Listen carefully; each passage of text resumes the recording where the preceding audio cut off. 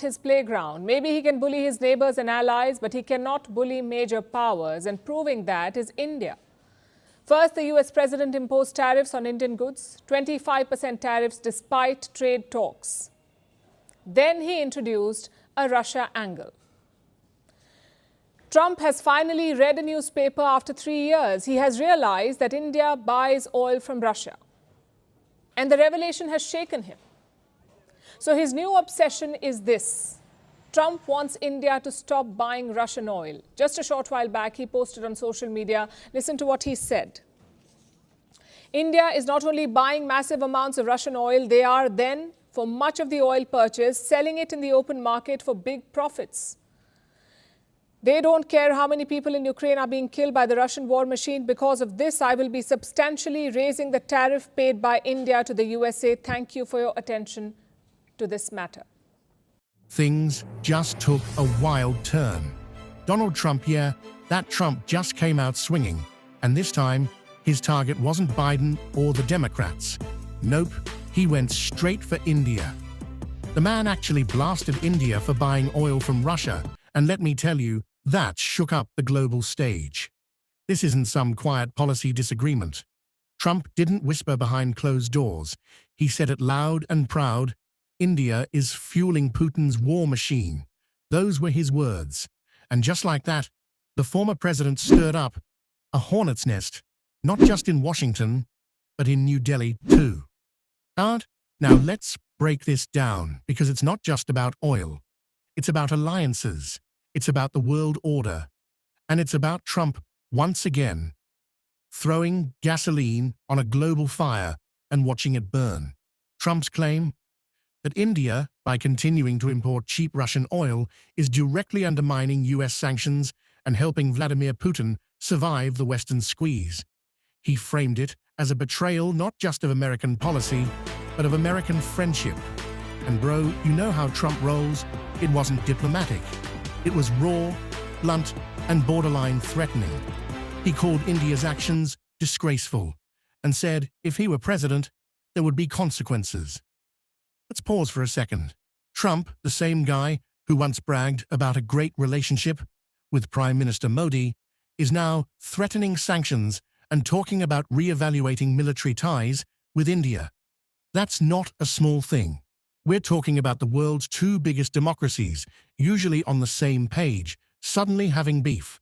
And it's all playing out in front of cameras, in the middle of an election year.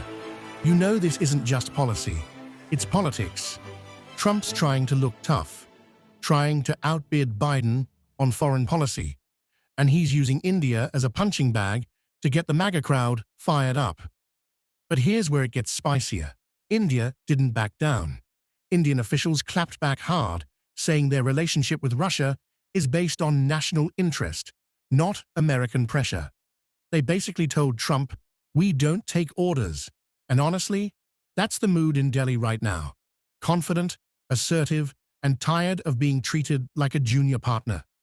Modi's government knows exactly what it's doing. They're playing both sides, buying oil from Russia at a discount, while still doing defense deals with America. That's realpolitik, baby, cold, calculated, and unapologetic. But let's not pretend this isn't dangerous. Trump's comments could spiral.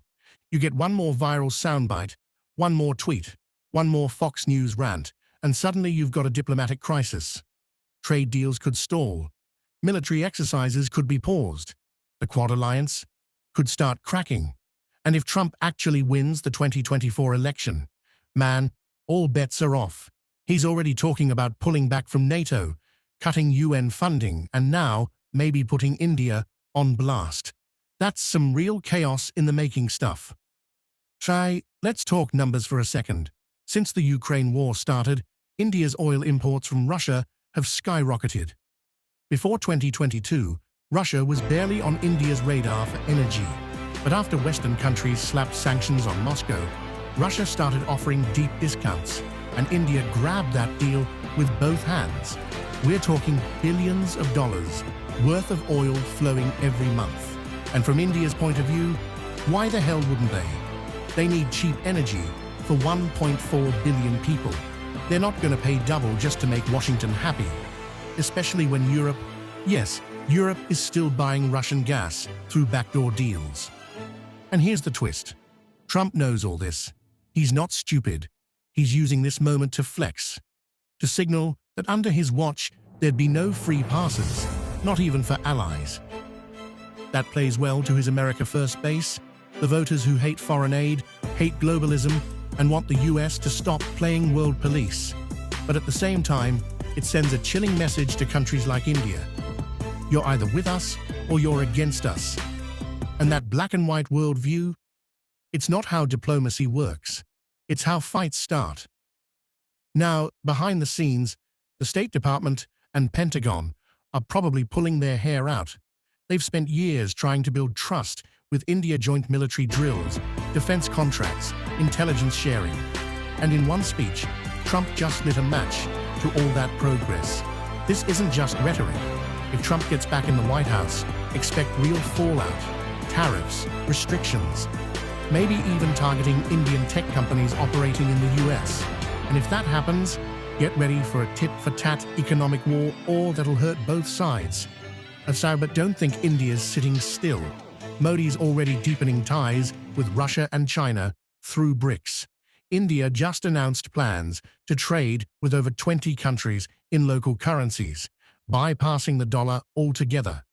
That's a direct threat to US financial power.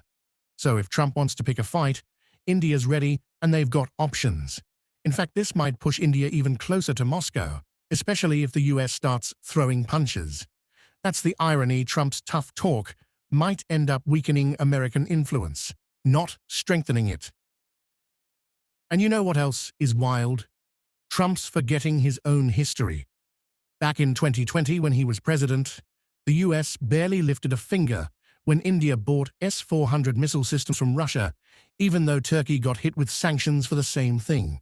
Why the double standard back then? Politics. Trump needed India as a counterweight to China. But now, he's out of office, and he's trying to stir the pot to stay relevant.